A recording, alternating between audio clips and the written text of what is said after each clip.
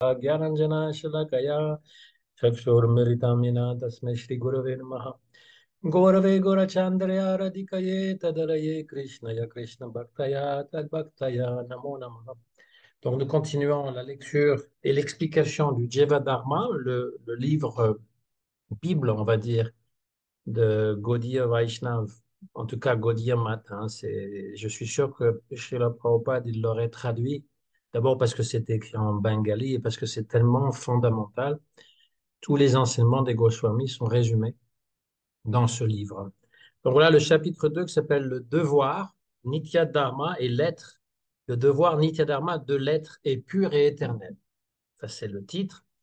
Et donc, on est toujours avec cette histoire de Sannyasi Thakur, qui est un sannyasi donc, qui a été initié dans l'ordre de Shankaracharya, ce qu'on appelle nous Mayavad, et Premadas Babaji.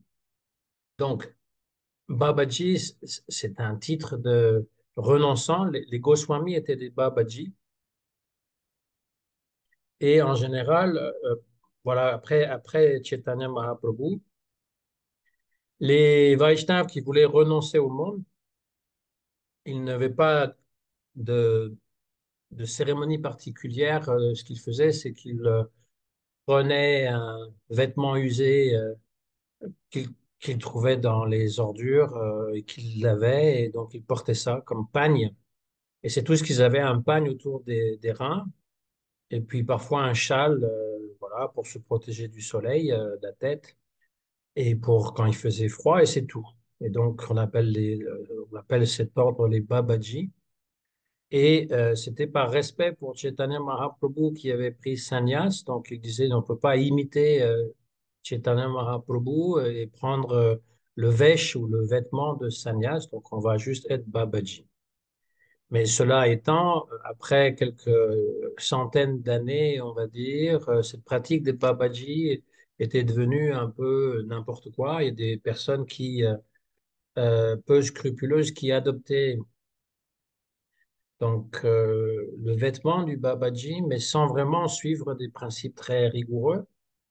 Donc, parfois, il mangeait toujours du poisson, et il fumait le hashish, ils avaient des relations avec les femmes. Et donc, nombreux de ces Babaji étaient en fait des gens qui prétendaient être renoncés. Et Srila Bhaktisiddhanta Sarasvati, déjà Srila Bhaktivinoda Thakur avait dénoncé un peu ces pratiques, mais Srila Bhaktisiddhanta, non seulement il les a dénoncées, c'est les pratiques illicites, on va dire, mais il a réintroduit le sannyas et pour être encore plus distinctif de se différencier, on va dire, de l'ordre Shankaracharya, il a réintroduit Tridandi sannyasi, c'est-à-dire alors, bon, si vous voyez des images de, des sannyasis de Shankaracharya, ils ont un simple bâton. C'est même pas un bâton, c'est comme un bambou, quoi. Je veux dire, tout, c'est comme une branche, on va dire. C'est tout. Voilà. Et donc, ça s'appelle Ekadanda. Et le Danda, donc Tridandi, c'est aussi Ramanujacharya qui ils adoptent ça encore aujourd'hui. Donc, il y a comme une fourche. Il y a trois, en fait, il y a quatre morceaux de bambou qui sont attachés les uns les autres. Il y a trois qui signifient donc le mental, le, le mental, les paroles et le corps qui sont liés ensemble. Et le quatrième bambou, c'est le jiva. Voilà. Et les quatre sont liés ensemble et à l'extrémité, donc ça fait comme une, un V comme ça. Voilà. Et donc, ça s'appelle Tridandi. Trois. En fait, il y en a quatre. C'est toujours une quadrature du cercle, on va dire. S'il y a trois, mais il y a quatre. Et donc, c'était simplement pour que ceux qui acceptent l'ordre de renoncement vraiment suivent les principes du sannyas et non pas font n'importe quoi, parce que le Babaji, en fait, Il est un peu comme un Paramahamsa ou Avadhuta. Il est au-delà de toutes les règles. Il peut faire ce qu'il veut. On a l'exemple de Gorkishore Das Babaji, qui était tellement parfois absorbé dans une extase profonde qu'il oubliait faire Ekadashi. Et le jour après, pendant 3 jours, il observait donc les règles d'Ekadashi, sans boire, sans manger, parce qu'il était complètement absorbé dans une extase profonde. Et Jagannath Das Babaji, c'est un autre Babaji qui était donc le maître spirituel de Srila Bhaktivinoda Thakur, Bamshi Bhat Babaji. Donc, ils avaient des pratiques parfois qui peuvent nous sembler surprenantes, qui ne sont pas vraiment comme l'enseignent les Shastras, parce qu'ils sont au-delà. Mais sous prétexte d'être au-delà de tout ça, des gens peu scrupuleux donc adoptaient le vesh, l'habit du Babaji, et donnaient un mauvais nom au Vaishnavisme. Donc, Srila Bhaktisiddhanta, il a voulu repurifier tout ça et réintroduire le Varna Ashram, surtout Ashram, Brahmachari, Grihastha, Sannyas.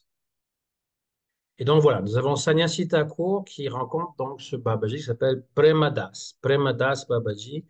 Et donc il le rencontre le lendemain matin, mais il est tellement absorbé en samadhi Alors il y a différentes sortes de samadhi, on va pas aller dans les détails des mots, mais pour rendre plus simple, le samadhi du yogi qui médite sur Paramatma ou sur Brahman, c'est quelque chose d'impersonnel. On a le sabija samadhi sans penser, on va dire.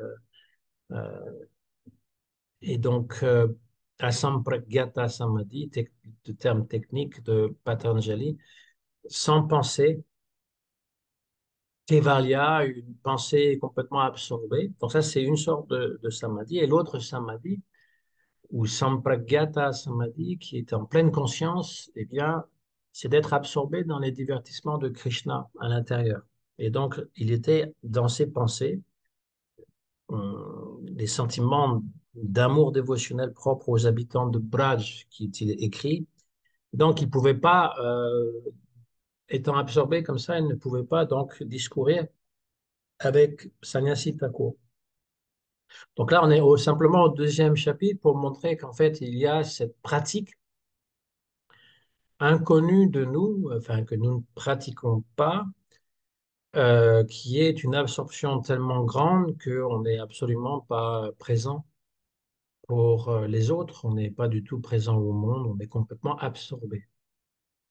Ultimement, notre bhajan devrait être comme cela, être absorbé. Donc, quand on récite les mantras, on n'est pas supposé être préoccupé par le monde, ouvrir les yeux, faire autre chose, se mettre à parler, regarder son téléphone, s'endormir, suivre ses pensées, enfin, voilà, toutes ces choses qui finalement sont des distractions. On devrait déjà être absorbé simplement sur les mantras et essayer de méditer sur euh, la personnification des mantras. C'est la même chose lorsqu'on récite le Maha Mantra, on devrait être absorbé dans l'écoute du mantra et dans les pensées, donc associer ce mantra avec les histoires de Krishna qu'on a pu lire ou entendre. Et donc voilà la méditation qui nous est recommandée. À défaut de quoi, c'est quelque chose de mécanique.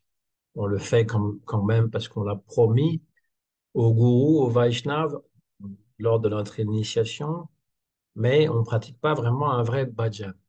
Le bhajan, l'adoration, c'est vraiment d'être absorbé totalement et pas dans ses préoccupations et les problèmes de la vie, mais vraiment dans la pensée de Krishna. Et donc, Sannyasi Thakur est venu tôt le matin et donc jusqu'à midi, Ramadas Babaji n'était pas disponible pour lui parler parce qu'il était absorbé dans cette méditation. Et donc, à midi, ils reçoivent de l'aumône des villageois, donc de quoi cuisiner, et ils s'assirent tous les deux dans un bocage fleuri. Et Pramadas Babaji donc lui a posé la question, ô toi le meilleur des saints, qu'as-tu retenu de la discussion d'hier au sujet du dharma? Puisque le sujet, c'est bien le dharma. On commence, le livre s'appelle Jiva Dharma. Et là, eh bien, il lui dit, ben voilà ce que j'ai compris, qu'il y a un dharma éternel, euh, mais euh,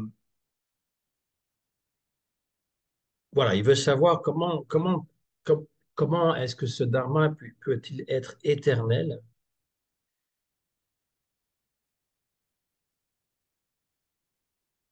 Si sa fonction naturelle se crée dès sa constitution, comment cette fonction peut-elle être dite éternelle? Parce que bon,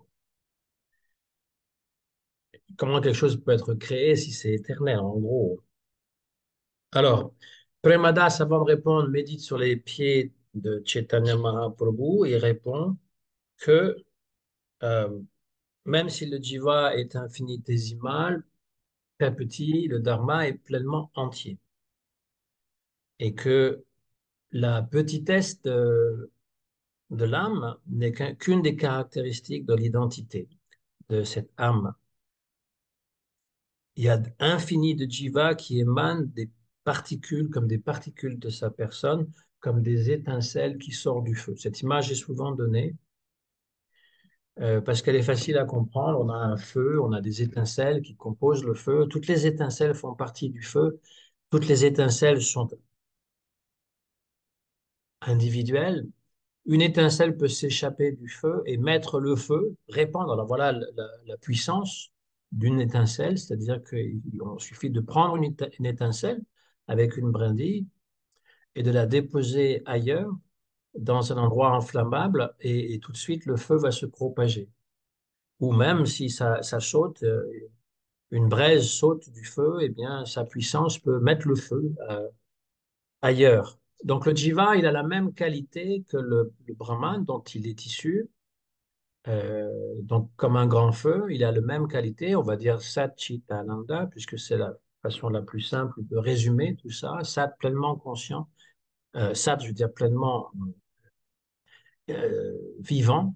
Chit, pleinement conscient. Ananda, avec de la joie. C'est ça qui caractérise l'être vivant. Nous sommes conscients, nous sommes vivants, nous recherchons la joie. Mais si nous n'obtenons pas la joie et si nous n'avons pas le sentiment d'être pleinement vivants en raison de ce manque de joie, c'est parce que nous sommes recouverts par la matière, parce que le dharma du jiva, même s'il est éternel, il peut être recouvert et perverti par la nature. Ça, c'est l'une des particularités du jiva qui est entre le monde spirituel et le monde matériel, c'est qu'il peut être influencé soit par la nature spirituelle, Chit Shakti, soit par la nature matérielle, Maya Devi. Et donc, lorsqu'il est sous l'emprise de Maya, l'illusion, eh bien, il revêt un corps physique, d'abord un corps mental. Il s'identifie à ce mental, il s'identifie au corps physique. Et, et là, donc, l'illusion, tout ce qui peut arriver au corps, vous écoutez les gens. Quand tout va bien, ça va. Quand on est dans la jeunesse, on est insolent. On pense que les personnes âgées, que voilà, bon bah, et c'est comme ça. Voilà, on est dans la vie, c'est nous qui jouissons de la vie, etc. On est insouciant, inconscient. Mais lorsque le corps nous donne des difficultés, lorsqu'il est malade, lorsqu'il nous fait souffrir, lorsqu'il vieillit, lorsque nous perdons l'éclat de notre jeunesse, lorsque nous prenons du poids ou encore nous, nous devenons très maigres, eh bien nous nous lamentons. Nous nous lamentons. Moi, je suis toujours surpris, par exemple, les femmes, puisque la beauté des femmes physiques, c'est ce qui attire les hommes, sont prêts à modifier leur corps, à faire des seins artificiels, à relever comment dire, les lèvres, faire toutes sortes de choses qui sont complètement pas naturelles et qui en fait les enlaidissent, qui les rendent parfois comme des monstres, parce qu'elles sont tellement attachées à cette séduction de l'homme.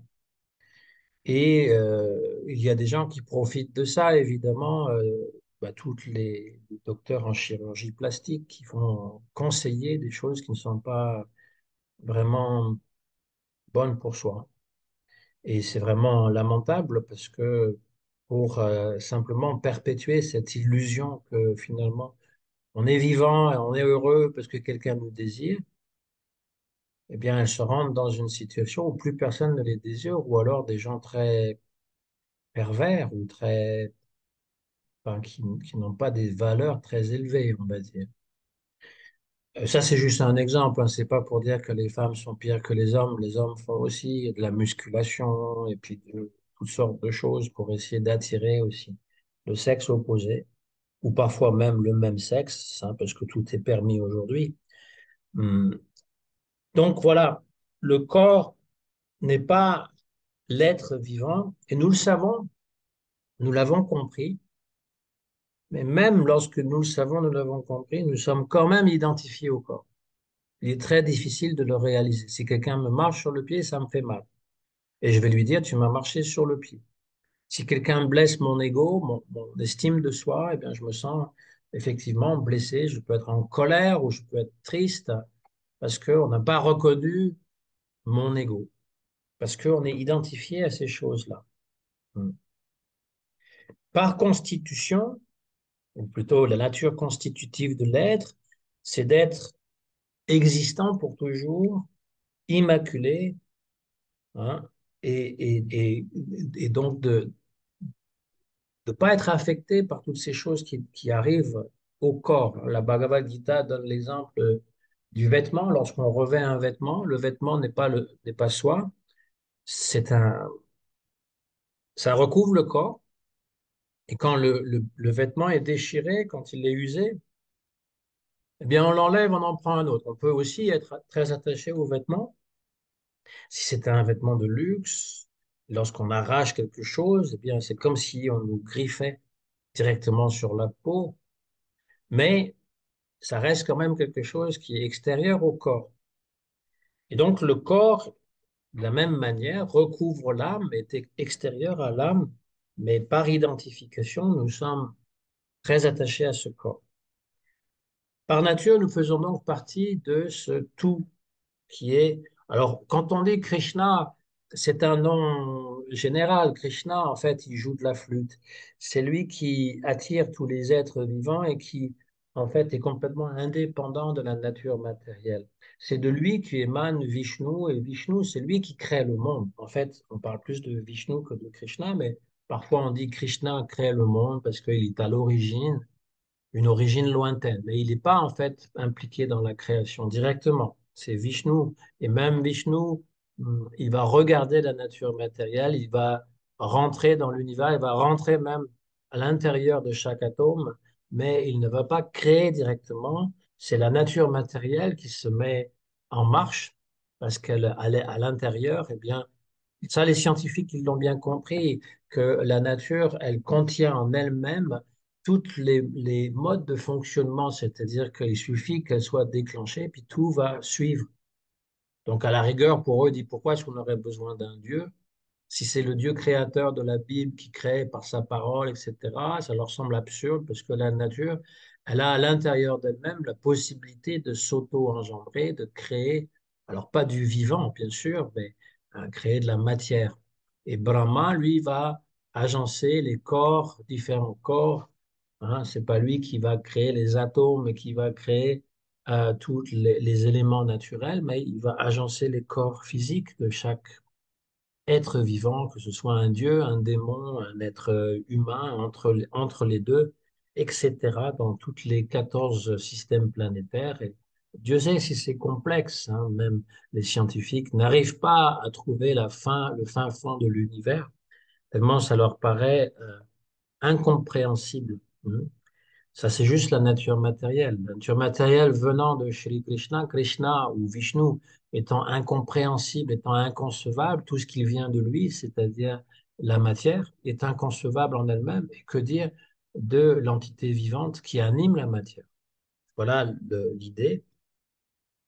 Aussi longtemps que le jiva demeure pur, je suis page 51, 51, aussi longtemps que le jiva demeure pur, son identité et la conception qu'il a de lui-même sont en conformité avec sa fonction purement spirituelle, swa dharma. Alors, il y a différentes sortes de sva dharma. Sva, ça veut dire euh, en propre, le soi, le dharma ou la fonction personnelle. Donc, ça s'applique ici à l'âme, quelle est sa fonction personnelle, mais dans la Bhagavad Gita, le sva dharma, ça se rapporte au varna, c'est-à-dire la classe dans laquelle on est. Krishna, il dit à Arjuna, tu dois t'engager dans ton svadharma, dans ton occupation. Donc ça, c'est plus une occupation qu'une fonction, ou une constitution. Tu dois t'engager dans ton dharma qui est d'un kshatriya, un guerrier. Alors ici, swadharma, c'est la nature. Et là, donc, la phrase suivante, on est au bas de page, le paragraphe en bas de page, deuxième ligne. Son ipséité originelle trouve par conséquent ses racines dans le fait qu'il est le serviteur de Krishna. Alors, on, on a aimé pouvoir introduire des mots un peu philosophiques parce que le Jivadharma est philosophique. Il a été écrit par Srila Bhaktivinoda Thakur qui, dans son écriture, en tout cas quand il écrit en anglais, il écrit un anglais de style universitaire. Et donc le terme ipséité, on a mis un glossaire à la fin du livre pour expliquer, alors le glossaire en sanskrit, mais à la toute fin, lexique philosophique. Donc on a des mots comme constitutif, dualisme, ipséité. Voilà. Qu'est-ce que ce mot un peu barbare veut dire? Eh bien, dans la philosophie, c'est ce qui fait qu'une personne, par des caractéristiques strictement individuelles, est non réductible à une autre. Ça veut dire que je suis une personne ou un être ou une entité avec complètement séparé de l'autre et centré sur moi-même.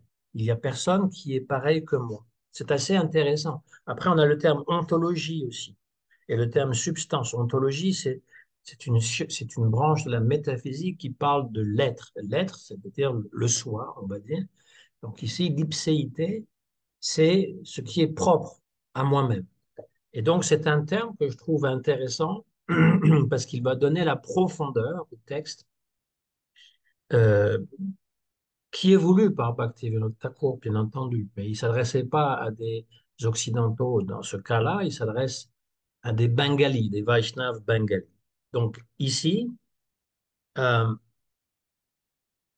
qu'est-ce qui fait ma spécificité? C'est d'être un serviteur de Krishna. Là aussi, c'est un terme un peu générique quand on dit Nitya Krishna Das. Euh, Tout le monde n'a pas la relation de serviteur avec Krishna directement. On peut avoir la relation de serviteur avec Vishnu ou Narayan dans l'une des Vaikunta, des planètes Vaikunta, et on peut avoir une rasa différente que d'Asyaras. Mais c'est dit comme un terme générique, c'est-à-dire qui s'applique à tout le monde, puisque même les gopis sont dans le service. C'est pas pour rien que Srila Prabhupada traduit bhakti par le service de dévotion. Parce que c'est le service qui caractérise toutes les relations qu'on peut avoir avec Bhagavan Shri Krishna. Donc ici, qu'est-ce qui fait ma spécificité? C'est que je suis un serviteur éternel. Mais au contact de l'illusoire Maya, ce pur soi, donc le soi est différent du moi. Le moi, c'est l'ego, aham kara. D'ailleurs, en sanskrit, aham, ça veut dire je, kara, ça veut dire faire. Faire le jeu, avec J-E, hein, pas le jeu qu'on joue.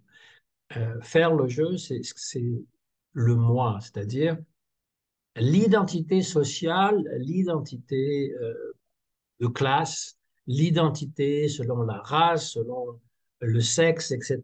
Ça s'appelle le moi. Le soi, c'est quelque chose de plus réflexif, qui correspond plus à Atma, parce qu'en sanskrit, Atma, c'est aussi un pronom personnel réfléchi, et donc c'est tout à fait traduisible par soi.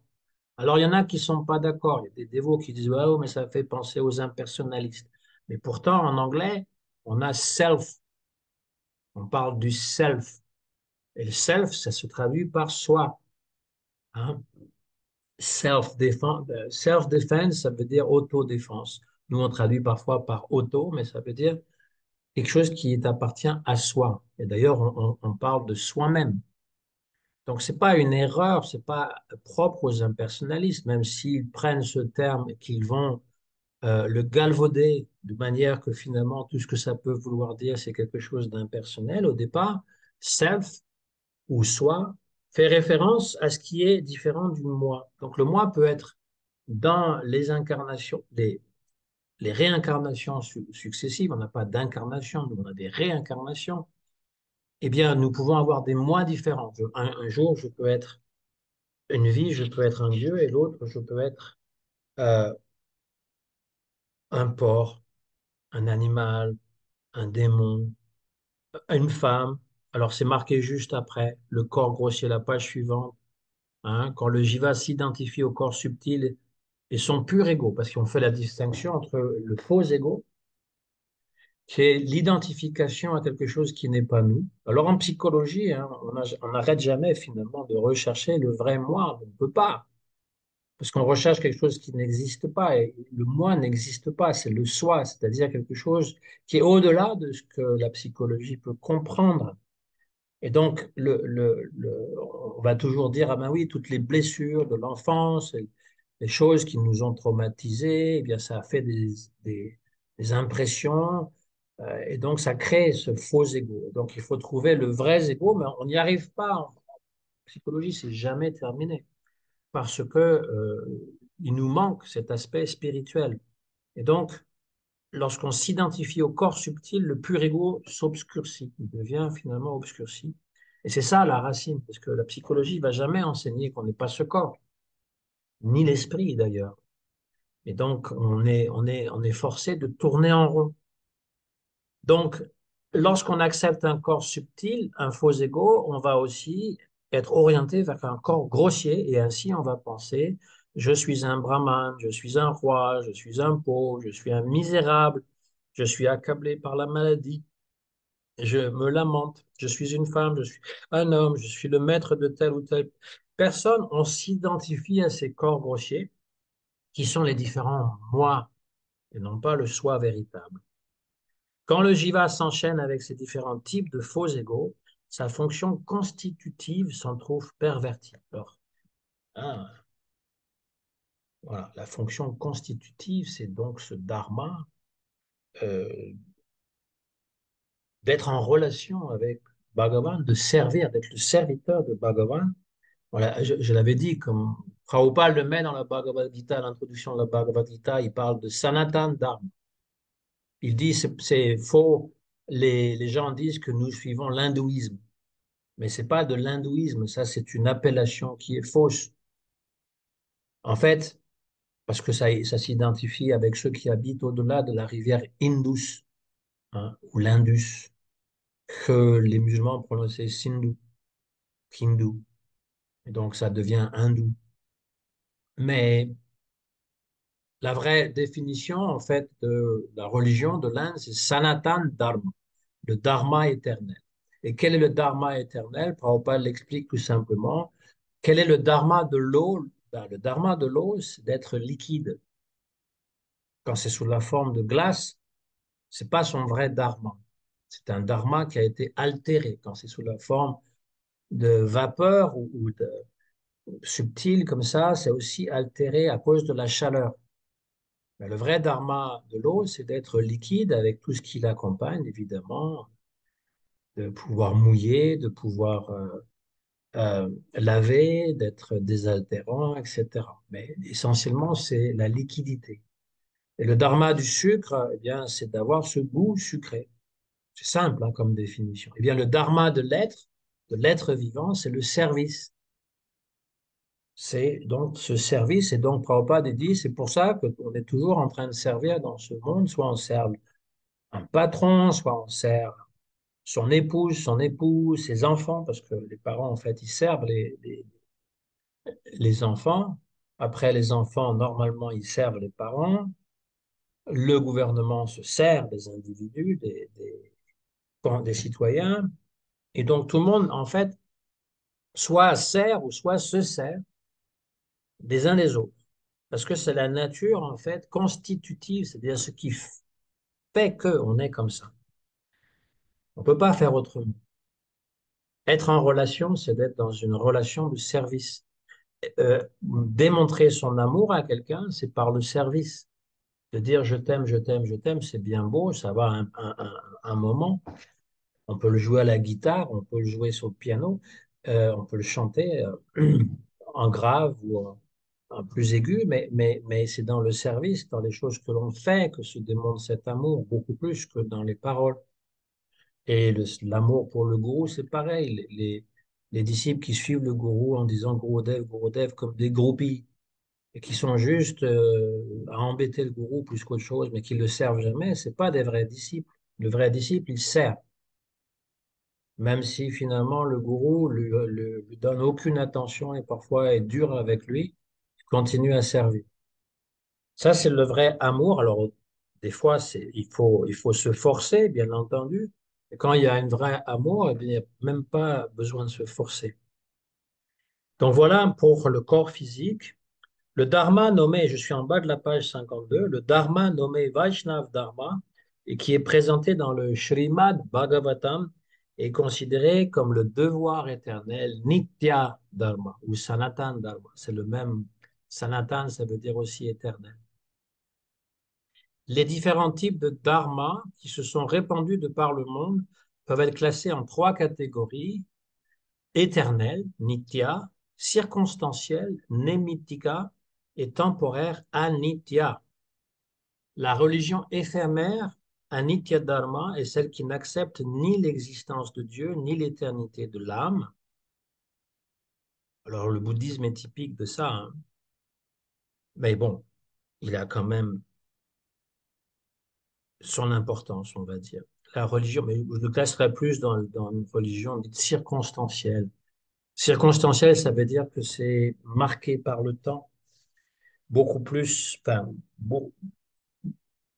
moins éphémère qu'Anitya Dharma. Euh, mais c'est des religions qui naissent lorsqu'il y a un besoin. Il y a un besoin qu'une religion arrive pour pouvoir tempérer peut-être, ben, justement l'exemple du bouddhisme. Le bouddhisme arrive, selon le schéma Bhagavatam, quand il y a des sacrifices sanglants qui sont pratiqués, sans que plus personne finalement ne comprenne à quoi ça sert, et sans que ça n'apporte quelque chose vraiment de spirituel. Et donc, Shakyamuni, Bouddha, il s'est opposé au sacrifice. Ça, historiquement, c'est prouvé, hein, qu'il s'est opposé au dharma des brahmanas, le dharma qui est non pas le Sanatana Dharma, mais le dharma, c'est-à-dire la fonction du brahman qui est de faire des sacrifices ou faire des cérémonies. Voilà. Et donc, pour montrer la cruauté de tel acte envers les animaux déjà, et montrer que, il y a un karma qui est associé à ça. Vous tuez les animaux vous tueront dans leur vie prochaine, même si c'est offert dans une sorte de sacrifice. Voilà, donc il y a besoin de répondre. Donc il rejette les Védas. Bouddha rejette les Védas, rejette les sacrifices au profit d'une pratique qui ressemble beaucoup au yoga, parce qu'il a été initié au yoga, à la méditation, mais qu'il va aussi faire sienne, cette méditation, cette pratique. Donc il y a des types de méditation bouddhiste qui sont, voilà, sans qu'il y ait une philosophie qui est vraiment rattachée au yoga. Donc, c'est une philosophie qui exclut aussi la compréhension de l'âme. Bon, ça, on ne va pas rentrer dans les détails, j'avais déjà présenté le bouddhisme. C'est beaucoup plus complexe que ça me semble, mais toujours est-il que c'est une religion circonstancielle qui disparaîtra avec le temps. D'ailleurs, dans les écrits bouddhistes, il est dit que la roue de la loi, donc ça s'appelle Dharma aussi, la roue de la loi, Dharma, parce qu'il y a trois principes chez les bouddhistes. Il y a Bouddha, Sangha et Dharma. Bouddha, c'est la personne de Bouddha qui a enseigné, qui a donné un enseignement. Sangha, eh bien, on sait c'est quoi Sangha, c'est l'association ici avec les autres bouddhistes et en particulier avec les moines qui vivent dans les monastères, qui ont renoncé au monde. Et le Dharma, qui est l'enseignement du Bouddha, rien d'autre. Parfois, ça peut désigner la nature des choses. Le dharma bouddhiste peut désigner la nature des choses. Mais ça n'a rien à voir avec le Sanatan Dharma. Toujours est-il qu'il est prévu que dans 500 ans, après l'apparition du Bouddha, la roue de la loi va commencer à tourner beaucoup plus lentement. Et ça va continuer encore, mais avec le temps, la roue de la loi, c'est un petit peu comme si on avait une roue que Bouddha avait mis en mouvement par son enseignement et qui se ralentit avec le temps et qui finalement arrivera à un arrêt permanent. Ça, c'est déjà dans les écrits bouddhistes. Ils disent qu'à un moment donné, la roue du Dharma ne tournera plus. Déjà, ils peuvent constater qu'il y a des dégradations dans la pratique, mais même quelques années après la disparition du Bouddha, et des dégradations dans la pratique des moines qui ne sont plus tellement très stricts par rapport à leurs vœux. Bon, ça peut aussi vouloir pour d'autres religions, mais ce que je veux dire, c'est que c'est dans leur compréhension. Une autre religion qui est circonstancielle, on va dire, c'est l'islam. L'islam naît dans la péninsule arabique parce qu'il y a un mélange de toutes sortes de religions et des pratiques que Mohammed dénonçait comme étant immorales, des violences faites aux femmes, plus de femmes que lui a pu en avoir, même si au départ il n'avait qu'une femme, Khadija, qui était plus âgée que lui, mais toujours est-il qu'on appelle ça l'ère de l'ignorance. Et donc il y avait besoin de purifier toutes ces choses, et c'est ce que Mohammed fait en nettoyant la Kaaba de toutes les idoles qui avaient été installées et instaure donc un dharma qui est l'islam avec les 5 piliers de l'islam, etc. Et c'est un dharma circonstanciel. Il ne faut pas leur dire, évidemment, mais voilà, parce que le christianisme aussi est un dharma circonstanciel. Ce que Jésus a enseigné, ce que ont compris les premiers chrétiens et ce que comprennent aujourd'hui les chrétiens, il y a une grande différence quand même. Il y a une dégradation, on va dire, dans le dharma qu'a donné Jésus et ce qui est pratiqué aujourd'hui, qui se réduit souvent à un acte de foi, c'est-à-dire une confession de foi. En gros, je crois en Dieu, le Père Tout-Puissant, Créateur du ciel et de la terre. Vous connaissez le symbole des apôtres. Ils pensent que ça suffit de réciter cela pour pouvoir être jugé chrétien. Et il n'y a rien dans le cœur, il n'y a pas de rencontre réelle avec Jésus, il n'y a pas de compréhension du dharma plus élevé qu'il est venu donner. Donc voilà pour l'explication. Alors ça vaut aussi pour différents courants qu'on trouve en Inde aussi. Et vous me direz que le Vaishnav Dharma, ou en tout cas ce que Chaitanya Mahaprabhu n'était pas présent il y a 5000 ans, c'est vrai. Chaitanya Mahaprabhu est apparu il y a 500 quelques années. Et c'est pas répandu partout, et ça ne se répandra jamais partout non plus. Pourquoi? Parce qu'il faut que ça corresponde à quelque chose à l'intérieur de nous. C'est pour ça que le fanatisme au niveau de convertir le plus de gens possible n'est pas nécessairement la mission de Chaitanya Mahaprabhu, euh, parce que ça ne correspond pas nécessairement à la relation que chaque être vivant a avec Bhagavan. Il y en a qui sont destinés pour aller à Vaikunta, il y en a qui sont destinés pour aller dans la planète de Jésus. Voilà. Il y en a qui peuvent aller dans la planète de Jésus, mais qui peuvent aller aussi ailleurs. Ça, c'est plus complexe. Mais toujours est-il qu'il y a un Vaishnav Dharma qui s'appelle Sanatan Dharma. Vaishnav parce que Vishnu est considéré comme la déité suprême, qui est inconnue de la plupart des gens, mais qui finalement vaut pour la religion éternelle. Donc voilà, moi j'ai fait quelques pages là. Après, on va parler de Shankaracharya et la raison de sa venue dans le monde, l'inspiration et comment il a, justement, lui, il a rénové, euh, il a rénové le Varnashram Dharma, entre autres, et il a remis à l'honneur les Védas et en particulier les Upanishads. On en parlera peut-être la prochaine fois. Là, je suis toute disponible pour écouter vos questions ou encore pour avoir des commentaires. Alors, Sandipani Mouni, ne te gêne pas pour rajouter des commentaires pour pouvoir rendre ça plus complet. Non, c'est très intéressant. Et puis, ben, comme tu le disais, Prakashatma, c'est un livre qui s'étudie en fait, hein. On n'arrête pas de le dire, mais c'est vrai que c'est un livre qui s'étudie page après page. Et c'est bien, on peut lire une page par jour et avoir 1 000 questions à la Par exemple, fin, ouais, par exemple. et avoir vraiment 1 000 questions après. Concernant,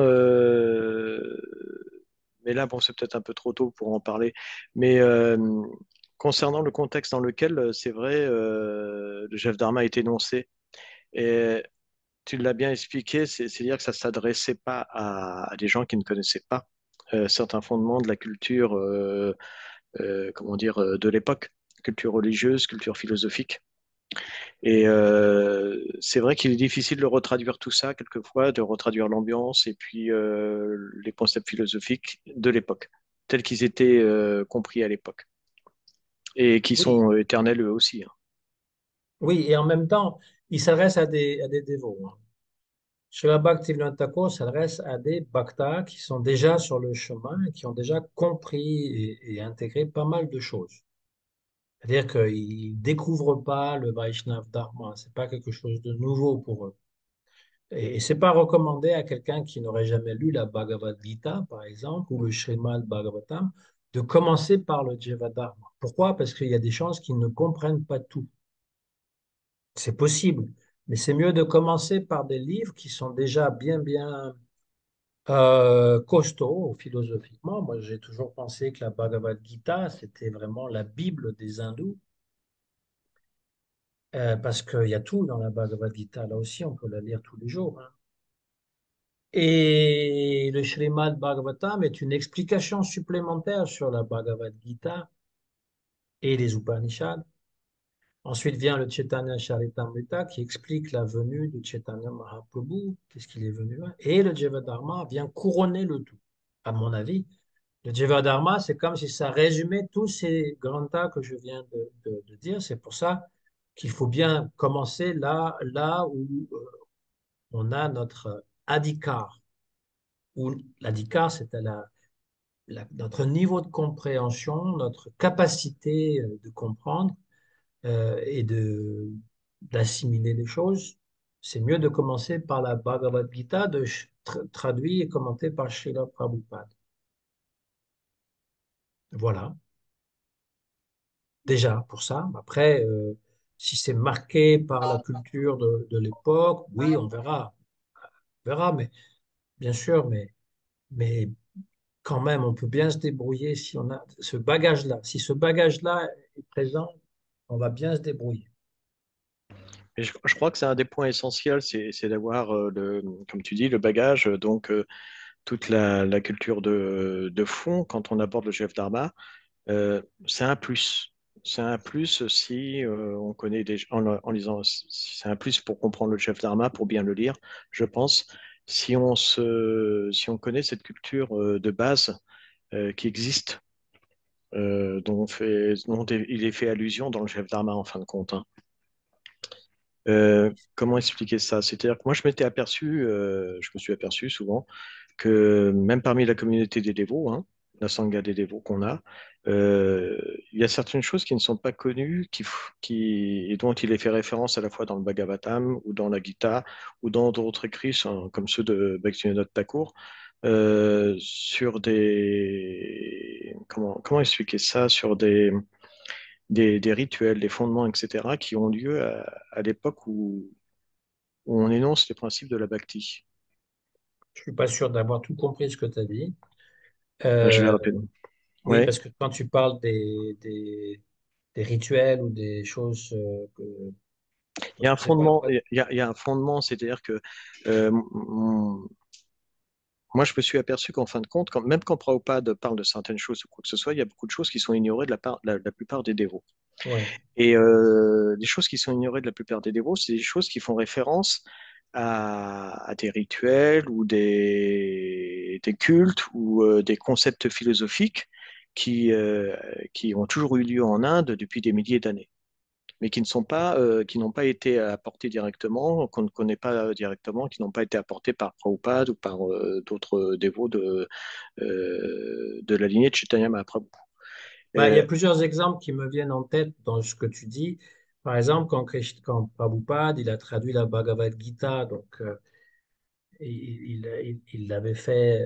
Alors je sais plus si c'était parce que non, je pense que c'était dicté aussi parce que à un moment donné, je pense au septième ou neuvième chapitre, on parle de la planète Pitri Loka. Mais lorsque la personne a entendu ça, il savait pas c'était quoi Pitri, donc il a mis Planet of the Tree, un arbre. Lui, il a compris que c'était une planète peuplée d'arbres, parce qu'il n'avait aucune idée c'était quoi un Pitri, c'est-à-dire un ancêtre. Alors que pour les Indiens, quand tu leur parles de Pitri, Pitri Yagya, ils savent très bien ce que ça veut dire. C'est dans leur culture. Tu es toujours alors, avec moi? Oui, oui, oui, d'accord. non, non, mais je coupe le micro C'est quand tu juste un parles. exemple qui va dans le sens que tu disais, c'est-à-dire que comme les dévots américains n'avaient pas cette culture, ben, nous non plus, hein, tout ça, il fallait que Prabhupada l'explique. Ben, tout à fait. Et si tu prends l'exemple de la Gita, il y a aussi ce concept du karma. Tu vois à quoi je fais allusion? C'est-à-dire qu'à l'action. Et c'est vrai que si on prend un lecteur lambda, etc., qui commence à lire la Bhagavad Gita, même à partir des années 80, hein, quand Prabhupada est venu, 90, etc., le karma, c'est essentiellement pour la majorité des gens, action-réaction. Alors qu'en fin de compte, le karma, c'est une autre notion dans ce qu'on peut appeler l'Inde classique. Ben, le karma, dans la Bhagavad Gita, ça fait référence au sacrifice, les actes cérémoniels, le rite, le rituel, karma kanda. C'est ça que tu veux dire. Alors, il y a cet aspect-là, il y a aussi l'action, c'est-à-dire que c'est ce que tu entreprends comme activité. C'est toutes les actions. Karma, ça veut Voilà. dire, ça vient de la racine verbale kru qui veut dire faire. Donc, karma, c'est une action. Alors, et ensuite, comme tu le disais, il y a des activités que les Védas recommandent. Il y a des activités donc du karma que les Védas recommandent de faire.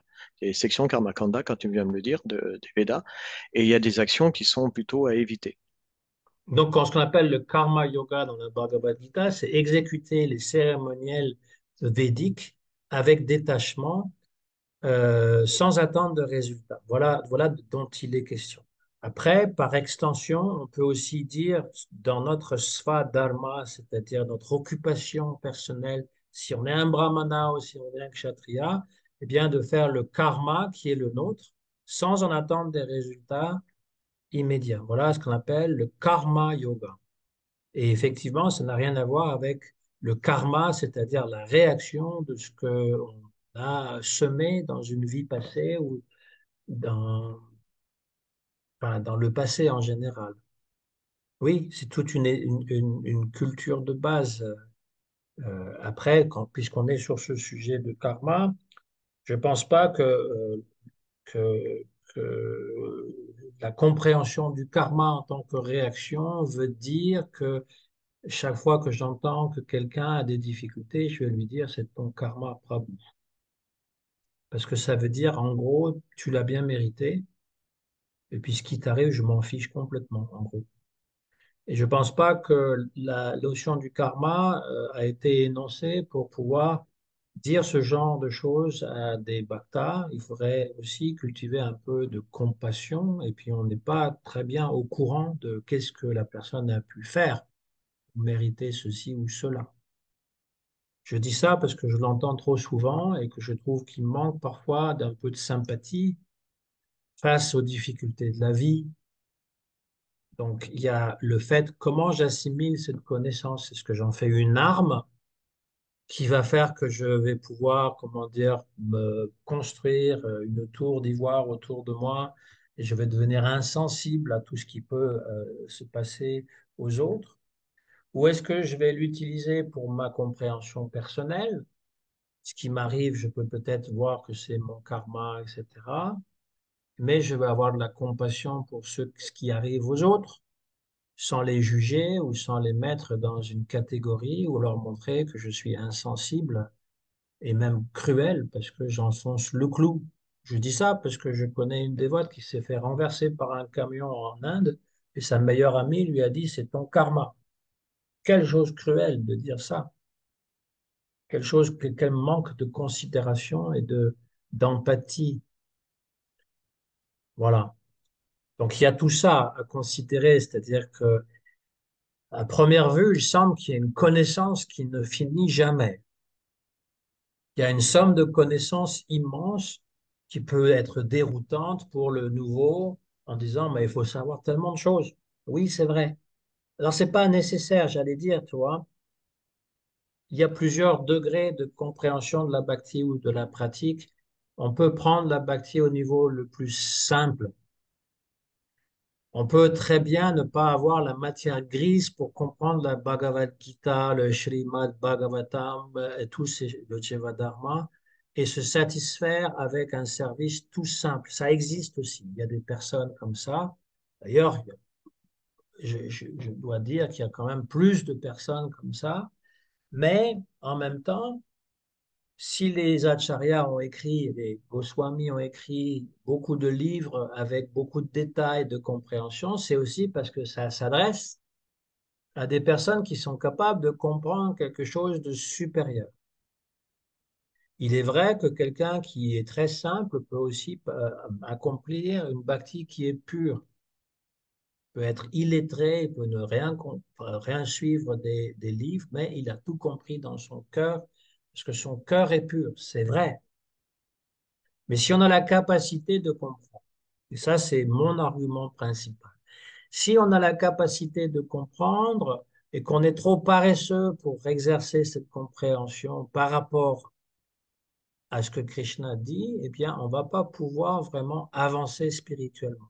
Si on utilise notre intelligence simplement pour comprendre le fonctionnement du monde matériel, par exemple, arrive une nouvelle machine sur le marché ou arrive un nouveau programme, on a l'intelligence pour faire fonctionner ça. Mais on n'a pas l'intelligence d'ouvrir un livre pour essayer de comprendre ce que le gourou nous dit. C'est de la paresse intellectuelle, ça. Tu comprends ce que je veux dire, Sandy? Tu es toujours là? Oui, oui, non, mais tout à fait. Non, mais voilà, c'est bien. Comme ça résonne un peu à ce qu'on disait, ça amène le débat un peu plus loin. Donc, il y a une autre question qu'on pourrait poser, à moins qu'il y en ait d'autres qui veulent poser des questions. Ma question, c'est, je ne sais pas si je vais bien la poser, mais c'est euh, notre dharma, donc, est de servir de Krishna, Dieu, tout ça, et donc, est-ce que on peut quand même, parce que c'est vrai qu'il y a le renoncement, alors j'enfonce peut-être des portes ouvertes, mais euh, le renoncement, c'est est-ce qu'on peut rester, parce qu'en fait, voilà, Van Maharaj, j'ai écouté ces classes, il disait que jusqu'à Uttam, on avait besoin de la matière. C'est-à-dire que on doit quitter la matière, en être conscient qu'on doit se détacher de ce monde matériel, mais en même temps, on fait avec jusqu'à, si j'ai bien compris, un moment très élevé de notre bhakti et de notre spiritualité.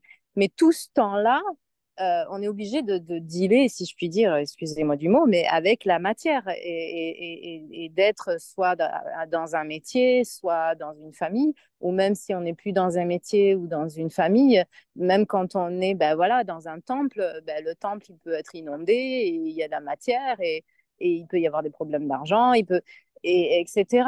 Et Oui. ma question, c'est enfin voilà, tant qu'on est dans la matière, on doit, voilà, je ne sais pas si une question est claire ou pas là-dedans, mais Est-ce qu'il y a un dis-moi. moment où finalement on cesse d'agir et on est simplement dans une béatitude passive?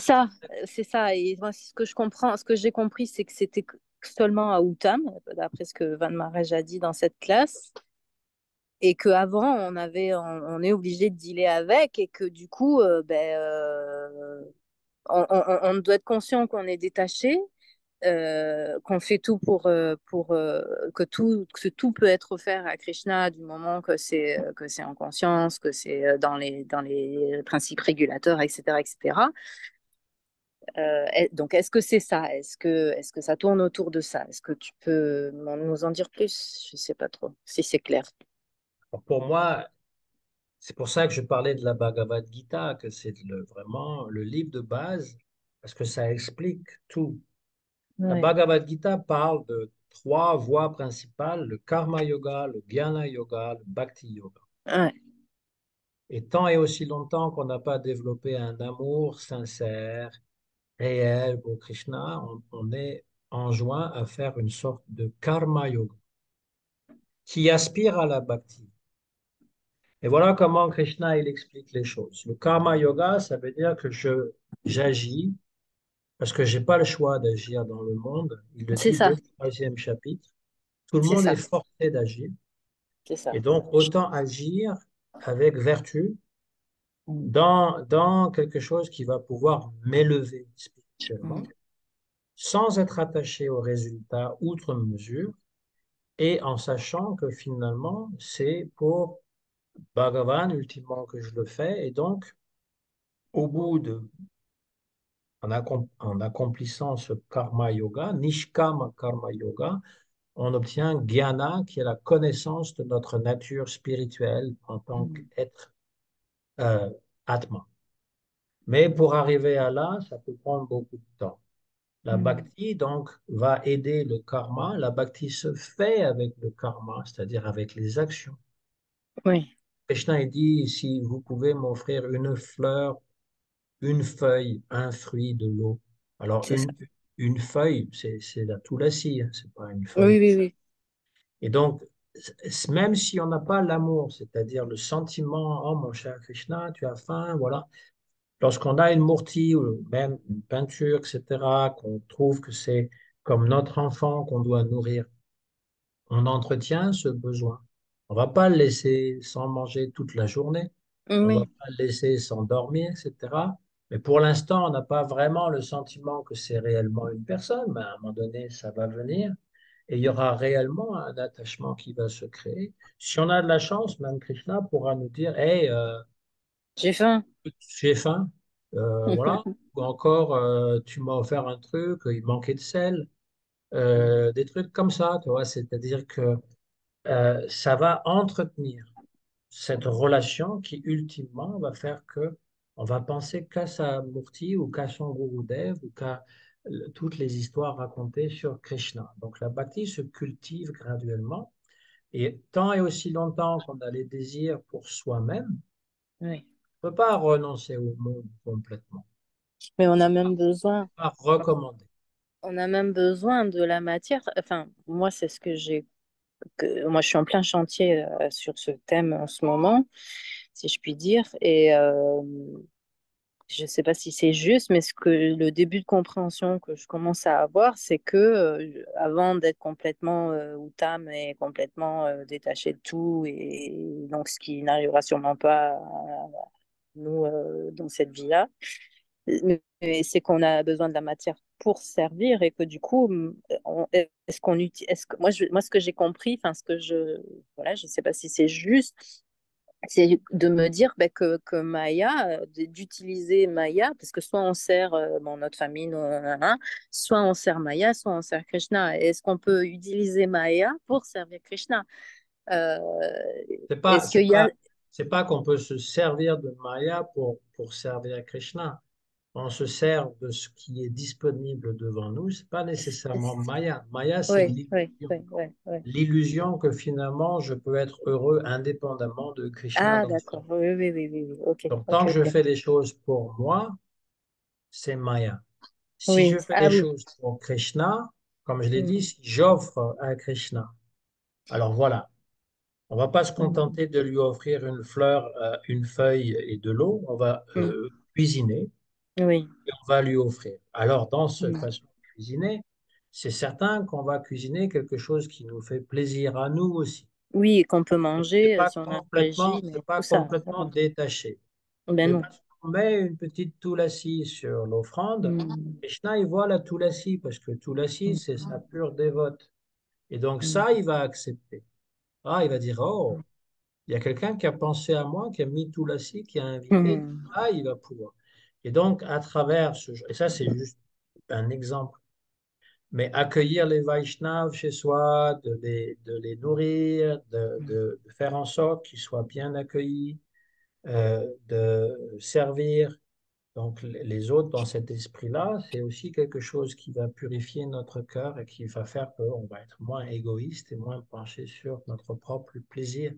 Et donc, à un Mm. moment donné, tout à l'intérieur de nous ne sera que service des autres. Donc, Oui, c'est pas que finalement, on est appelé à rester en méditation toute la journée à rien oui, faire. c'est ça. Il faut pouvoir être à l'écoute de soi pour pas être dans un burn-out. Il Mm. faut pouvoir se connaître suffisamment pour C'est connaître ça. les limites. Voilà. C'est Donc ça, mais chacun c'est que dans être sa à l'écoute de capacité. soi, c'est penser à soi et pas à Krishna. Et donc, du coup, et cette Ouais. frontière, Et penser à elle est Krishna, fragile, quoi. Elle est de dire, OK, ben oui, non, si tu te reposes, si tu dors, si tu cuisines pour toi, enfin, pour toi, voilà, mais que tu l'offres à Krishna, tout ça, etc., c'est aussi servir Krishna. Et ça, c'est quelque chose qui comme dans le service, quand c'est quelque chose qui est qu'on aime ou qui est facile ou que voilà. Enfin, je ne dis pas que c'est facile, je sais pas, pardon, voilà. Mais on peut tomber dans ce piège-là d'oublier, de trouver un équilibre et qu'on a besoin de la matière, on a besoin de repos, on a besoin de tout ça et qu'on ne peut pas complètement, si on n'est pas prêt ou si notre corps n'est pas prêt, tout ça, etc., on ne peut pas complètement s'abandonner et devenir, comme tu dis, méditant. Mais oui, si je peux me permettre, ça fait Permets-toi. penser, non, mais ça fait penser à ce que on a vécu quand même au travers de mouvements pendant pas mal de temps. C'est-à-dire qu'il y a une espèce de culpabilité que certains peuvent ressentir à ne pas être sans arrêt engagés Ouais, au service au temple, etc. Et c'est je me ça. suis occupé de mes enfants, je suis coupable. Je me suis occupé de ma boîte, je suis coupable. C'est ça. Voilà. Donc, je pense qu'il faut sortir de cette culpabilité-là, parce que comme le disait Van Maharaj, tant qu'on n'est pas au niveau Uttama Bhakta, On a besoin de la matière. ben, c'est-à-dire qu'il ne faut pas tricher. Il ne faut pas Mm. tricher, et le service de dévotion, c'est quelque chose de volontaire. Il faut comprendre aussi, ça dans le Jeff Dharma, c'est très bien expliqué par la suite, que Maya, c'est une énergie de Krishna. Alors, il faut en avoir Mm. peur, mais en même temps, c'est pas quelque chose, c'est pas le diable. Donc, je pense que là, il y Mm. a quand même dans notre société occidentale, même dans la conscience de Krishna, il y a quand même du judéo-christianisme qui s'est C'est mis ça, dedans. c'est la culpabilité Voilà, judéo-chrétienne, on est d'accord. oui, plus que l'état d'esprit asiatique qui fait, j'entreprends un processus, ça Mm. prendra 1 an, 2 ans, 3 ans, 4 ans avant d'atteindre le but, sadhya et sadhana. Donc, sadhya, il y a le but, et puis la sadhana, c'est la façon d'atteindre ce but, la pratique, hein. Donc, sadhya et Mm. sadhana, et j'entame un processus qui prendra X temps, X temps, X temps, mais je m'y applique. Mm. Et c'est tout à l'honneur du pratiquant de pratiquer et de s'y mettre. Ensuite, tout est une question aussi de conscience. Enfin, je ne sais pas si Prakashatma, si tu veux commenter là-dessus, mais c'est une question de conscience. Quand tu entreprends quelque chose, et puis comme tu disais, la Bhagavad Gita, au niveau du karma yoga, ça explique bien, offrir ses actes à Krishna, ses actes matériels, entre guillemets. oui, mais de toute façon, merci pour cet éclairage. C'est vrai, l'aspect de Maya aussi, ça n'a rien à voir avec le Satan, comme tu disais, parce que c'est comme si voilà, il y a quelque chose de maudit, de dangereux. Non, Maya, elle est là, elle est dangereuse dans la mesure où on s'identifie, on se laisse séduire par Mm. les pièges du corps, mais disons que se reposer, c'est tout à fait normal. Mais de là, si on dort pendant 14 heures d'affilée, c'est qu'on était très, très, très fatigué. Ça, des fois, c'est obligé. Si ça devient une habitude tous les jours, ça veut dire qu'il y a quelque chose qui Oui, fonctionne pas très bien. Voilà. non. Donc, si on a des problèmes avec le mental, Mm. de dépression ou d'autres, voilà, il faut pouvoir trouver un équilibre là-dedans, soit en voyant un spécialiste, soit en faisant une sorte voilà, par la méditation ou par autre. Oui. C'est important parce que sinon, on va servir les gens n'importe comment. Voilà, je veux Mm. dire, des gens qui sont désaxés, il y en a partout. La société produit de ce genre de. Et c'est un peu notre responsabilité aussi de ne pas nous comporter Mais, n'importe comment. mais même dans le Et d'être service au malade, dévot, c'est pareil, quelqu'un il n'y a qui pas, il y a transpire. pas, il y a pas de limite.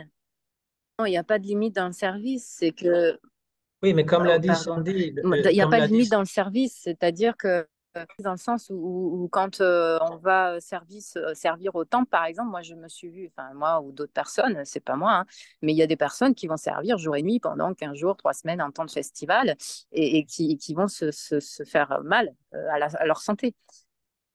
ok, mais ils sont responsables de ce qu'ils font. Je veux dire, Oui, voilà. oui. Après, Mais chacun fait comme. après, euh, mais après, Oui, il y a le service intense, mais il y a aussi le service où il faut se reposer. C'est aussi un C'est ça. service. C'est ça. Donc c'est tout un équilibre entre la matière, entre le repos, entre le service, entre mais le travail. c'est Ouais. ce que Krishna dit dans la Bhagavad Gita. Il le C'est dit. le yukta viragya, ce qu'on Voilà. appelle Voilà, c'est l'équilibre. toujours un équilibre entre Ouais. dormir trop et pas assez, Ah entre oui, c'est manger vrai. pas assez. Donc, il le dit. C'est pour ça Oui, que la Bhagavad Gita, comme instruction, même si tu n'es pas entouré tout le temps par des dévots, eh bien, elle peut te servir. Et tu as même la possibilité d'écouter toutes les classes qu'a fait Srila Prabhupada sur le Bhagavatam. Bon, si tu ah oui, comprends je pas. les ai écoutés, oui. Ben, moi, j'en ai fait aussi. Voilà, Mm. en français, du coup. Mm. Tu vois, c'est-à-dire que ça peut t'accompagner, ça. Ah oui, Donc, ça nous a ça. chacun fait comme il peut, comme sa capacité. Et ce qui est important, c'est d'être régulier, de ne pas laisser tomber, de ne pas se laisser complètement envahir par son mental ou par ses problèmes. C'est ça. Est-ce qu'il y a autre chose, autre question reliée au Dharma? Oui, peut-être que tu peux éclairer quelque chose, Prakash. Ouais. Quand dans ce chapitre, donc, il est évoqué d'autres religions, pour d'autres peuplades, ce que tu as très bien expliqué, euh, se pose la question des saints, qu'ils soient musulmans, qu'ils soient juifs, qu'ils soient, alors pas bouddhistes parce que c'est un peu différent, puisqu'ils rejettent les écritures et ils rejettent la notion de Oui, oui. contact Sacré. avec Dieu, hein. Mais il y a aussi donc les chrétiens. Et est-il possible de considérer que, par exemple, Sainte Thérèse d'Avila, etc., soit une pure dévote ou d'autres personnes qui donc n'ont pas eu affaire à des acharyas Vaishnavas? Oui, dans leur catégorie, hein. Quand je dis pur dévote, dans leur catégorie d'être chrétien, c'est-à-dire c'est pas des purs dévots de Vishnu, on est d'accord. C'est pas des purs dévots de Non, non, Krishna. tout à fait. Mais D'accord. ce que je Donc, veux dire, c'est est-ce qu'on peut les considérer avoir atteint un niveau de dévotion qui soit proche c'est ce que par rapport à Prabhupada Dieu, hein? disait. C'est Mm. ce que Prabhupada disait. Il parlait même de Jeanne d'Arc, disant que c'était une pure dévote. Donc, oui, maintenant, une pure dévote dans sa catégorie, dans sa religion. C'est-à-dire que si on veut développer une relation avec Krishna, et que on va lire les châteaux intérieurs de Thérèse d'Avila ou la montée au Carmel on peut, hein, c'est pas interdit. Mais si on commence à mélanger les genres et penser que ça va nous aider dans notre bhakti, ben, ça va créer peut-être de la confusion parce que eux, ce sont des chrétiens et ils ont une compréhension de l'être qui est chrétienne, c'est-à-dire que la vie est linéaire, il n'y a pas de réincarnation, il n'y a qu'une vie, il y a un Dieu qui est irreprésentable, voire impersonnel.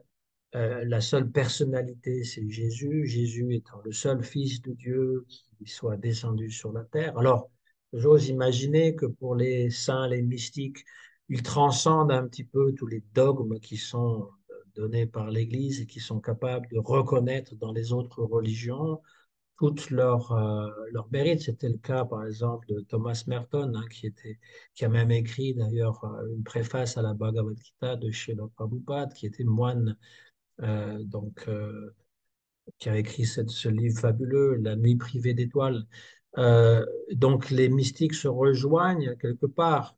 Mais cela dit, il faut faire attention, pas faire du rasa basa, c'est-à-dire qu'on mélange un petit peu tous les genres et on pense qu'ils sont tous sur le même chemin. Ils sont tous vers la voie de Dieu, mais dans des races différentes, dans des lieux différents. Voilà ce qu'il faut bien comprendre aussi. C'est-à-dire que même si Thérèse d'Avila et Jean de la Croix parlent de sorte de Madhurya, c'est une Madhurya pour Jésus. c'est-à-dire pour l'avatar de Bethléem, mais pas pour Krishna. Ils n'ont aucune notion de ce qui est Krishna. Même si certains saints parlent d'un Dieu qui ressemble à Krishna, c'est pas clair.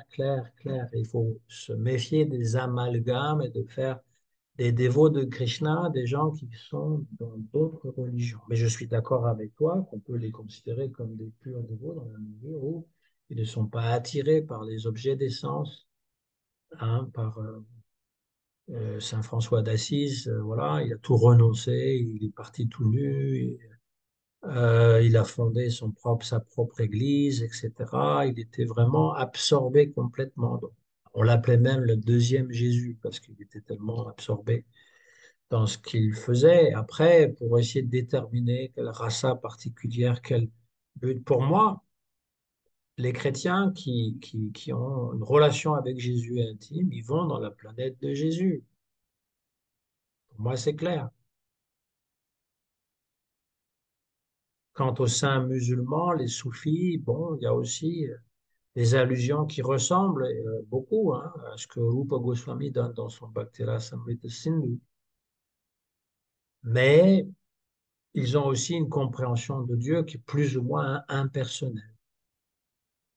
Donc même s'il y a, et puis je vais aller plus loin, chez ceux qui sont les Mayavadis, les Brahmavadis purs et durs, il y en a qui sont réalisés, qui sont vraiment des Jivan Mukta.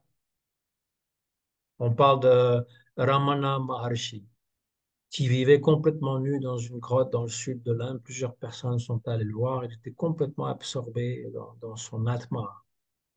Mais il était un personnaliste, hein. Il n'y a pas de doute à ça. C'est pratiquement la meilleure référence qu'il y a dans les saints personnalismes modernes, on va dire, avec Ananda Mahima. Mais il reste que si on veut être fidèle à ce que notre Gurudev nous a donné. Là, c'est là qu'on parle de bhakti. La bhakti, elle se développe d'abord avec son gourou. On a foi dans son gourou. Ça ne veut pas dire qu'il est interdit de lire la Bible ou de lire l'histoire des saints. C'est pas du tout ça dont il s'agit. Mais qu'il ne faut pas mettre sur le même pied d'égalité pour soi, je parle. C'est pas une question de dire je suis supérieur ou inférieur. Ça, c'est ma voie, ce que Prabhupada m'a donné, ce que la Guru Parampara m'a donné. Pour tous ceux qui finalement sont dans le même chemin, Srila Bhaktivinoda Thakur, Srila Bhaktisiddhanta Saraswati, Gaur Kishora Das, Babaji Maharaj, et tous les Vaishnavas qui sont dans cette lignée, je leur suis fidèle. Et je veux pouvoir connaître et comprendre quel est le message de Chaitanya Mahaprabhu, qu'est-ce qu'ils sont venus vraiment me donner. Et je veux vraiment servir mon Gurudev et faire en sorte qu'il va pouvoir euh, me visiter et dire, tiens, mon cher disciple, viens auprès de moi. La vie prochaine, tu seras avec moi, on sera tous ensemble, on continuera ce chemin. Moi, c'est la compréhension que j'ai. Il y a des saints, il y a des bonnes choses dans toutes les religions sont bonnes, mais il y a des différences qui font que c'est pas nécessairement ma voie. Il faut pouvoir, donc, comme Saveni, elle parlait, il faut avoir l'équilibre, mais il faut aussi avoir quelle est ma voie? Qu'est-ce que je veux réellement? On parle de sadhana et sadhya. Quel est le but de ma sadhana? Qu'est-ce que je veux réellement? Qu'est-ce que j'ai compris? Est-ce que je veux rester fidèle à cette voie, ce que mon Gurudev a donné, ou est-ce que je veux aller butiner comme une abeille un petit peu toutes les fleurs que je trouve attirantes autour? Qu'est-ce que je veux réellement? C'est vraiment un engagement. Le gourou, il nous donne Bhakti Lata Bij et c'est à nous de la faire fructifier, la faire cultiver. Il y a une différence entre le fanatisme, moi, c'est la seule religion, c'est la mienne, tout le reste, c'est pas bon, c'est faux. Et puis le fait simplement d'être ekagrata, fixé sur un seul objectif. Oui, tout ça, c'est bien. Moi, j'approuve et je recommande aux gens, vous êtes musulmans, lisez le Coran, pratiquez. Voilà, si vous pouvez arrêter de tuer des animaux, ce serait bien, ce serait encore mieux, mais bon, à défaut, au moins suivez ce qui est donné pour les chrétiens. Lisez la Bible, essayez de comprendre ce que Jésus a donné. Tout ça, pour moi, c'est bien, même pour les bouddhistes, hein, continuez à méditer. C'est pas un problème pour C'est ce que moi. préconisait Prabhupada. Bah oui, il disait ça aussi, hein. Quand il allait dans les pays musulmans, c'était pas pour convertir tous les musulmans. Il leur disait, bah, pratiquez votre religion comme il faut. Pareil pour les chrétiens. Voilà, parce que notre dharma, pour revenir au sujet du dharma, Nitya Krishna Das, est-ce qu'on est convaincu que c'est ça notre dharma? Est-ce que c'est vers cette direction qu'on veut toujours aller? C'est là où que la bhakti a pu progresser. Quand finalement, je ne peux rien faire d'autre que ce que je fais, parce que c'est ma conviction intime et j'ai un attachement très fort, je ne quitterai pas ce que mon Gurudev m'a donné. Pas parce que je suis obligé, parce que j'en suis convaincu à 200%. Ça s'appelle le Shraddha. Shraddha. Ouais. Shraddha qui est devenu même jusqu'à Nishta. Nishta, Guru Nishta. Le gourou, c'est pas un être ordinaire, c'est quelqu'un qui vient du monde spirituel, qui vous tend la main. Est-ce qu'on va se dire, oh, bah, il est bien, mais j'aimerais aussi aller écouter ce gourou-là, puis ce gourou-là, puis ce gourou-là, puis je ferme ma propre sauce, et je vais tout, voilà. Donc, je sais pas, là, j'ai débordé la question. S'il y Oui, a ça d'autres fait saints, partie. oui, il y a d'autres saints. S'il y a des purs Non, tu as devots, répondu. oui, oui, bien sûr. Mais c'est peut-être pas nécessairement ce qui est bon pour moi de suivre. Je respecte, j'encourage même. Mais moi, je veux connaître les enseignements de Rupa Goswami, de Jiva Goswami, de Raghunath Das Goswami, de Sanatan Goswami, de Srila Bhaktivinoda Thakur, de Srila Narottam Das Thakur, de Srila Vishwanath Chakravarti Thakur, de mon Gurudev, de Srila Prabhupada, de toutes les Vaishnavas qui finalement peuvent me rappeler de ce que Chaitanya Mahaprabhu est venu donner. Voilà. C'est ça pour l'instant, hein. J'espère que ce sera comme ça demain aussi. Mm. Ouais. Ah, mais tu notes un point important, c'est l'imprégnation. C'est-à-dire qu'en fin de compte, tu viens d'évoquer la raison d'être aussi du GF Dharma, entre autres. Une des raisons d'être, c'est-à-dire c'est d'éclaircir tous ces points. Oui, tout à fait. Et puis on voit que ça progresse très rapidement pour tous les acteurs dans le livre, hein. Et très rapidement, ils réalisent leur Siddha Deha et qu'ils réalisent leur nature intrinsèque, etc. Moi, ce qui me trouve absolument fabuleux, c'est que on peut lire toute sa vie, hein. Oui. On apprendra toujours. Mm. Mm. On peut même lire le même verset toute sa vie et en apprendre Même toujours. verset et on développe des compréhensions différentes. Mm. Ouais, Mm. Merci pour ce que tu as dit sur le Brunista. Ouais. oui, merci. Moi, j'ai une question, justement, quand tu parlais des chrétiens qui vont, enfin, qui ont Jésus, ils vont sur la planète de Jésus. Donc, mais c'est quand ils ont puisé leur mérite, ils vont retourner sur Terre. C'est bien ça. Oui. Bon, ça dépend. Ils peuvent retourner avec Jésus dans le monde spirituel s'ils veulent. Ah, d'accord. À Vaikunta, alors. Ou à Ils peuvent Goloka. aller à Vaikuntha, oui. Ah, d'accord. Tu veux aller sur Ok. la planète de Jésus? Ah, non, je vais aller à Goloka. Goloka Vrindavan. Ah, Bah, ouais. dis donc, Et chez la c'est Gurudev, déjà il vous élevé, a hein. dit, pardon? C'est déjà élevé la planète de Jésus-Christ, hein. Ouais. La planète Vaikuntha, c'est déjà élevé, hein. Ouais. Chez la Gurudev, il nous a expliqué que Jésus, il est venu dans le mouvement de Chaitanya Mahaprabhu Ah, Wow. parce qu'il voulait goûter davantage. Alors, je ah. vous rassure, c'est pas Mm. moi. Il était avec Chaitanya Mahaprabhu. Ah oui. Wow. Ouais. Ah, C'est ouais. écrit quelque part, ça? C'est Allô? Je sais qui c'est, Ah, ah mais oui. je le dirai pas. Pas sous Il fait micro. partie, il fait partie des cinq, des Panchas. Non, Panchata- Non? non. Non, non. Mais il est proche de Chaitanya Mahaprabhu. Ah, Mais toujours est-il Ah, que, voilà, parce que bah, c'est toujours la même chose. La bhakti, c'est quelque chose qui est en progression, toujours. ouais. Et donc, même le Narada Muni, il ne peut pas être satisfait simplement à être un serviteur de Vishnu. Il veut aussi voir les lilas de Krishna. Mm. Narada Muni, c'est l'exemple même du Shaktyaveshavata. Et Jésus, il est Shaktyaveshavata, un être vivant qui a été mis en puissance par Vishnu pour propager Mm. quelque chose dans le monde. Voilà. Les Kumaras, les quatre Kumaras, Shaktyaveshavata. Oui.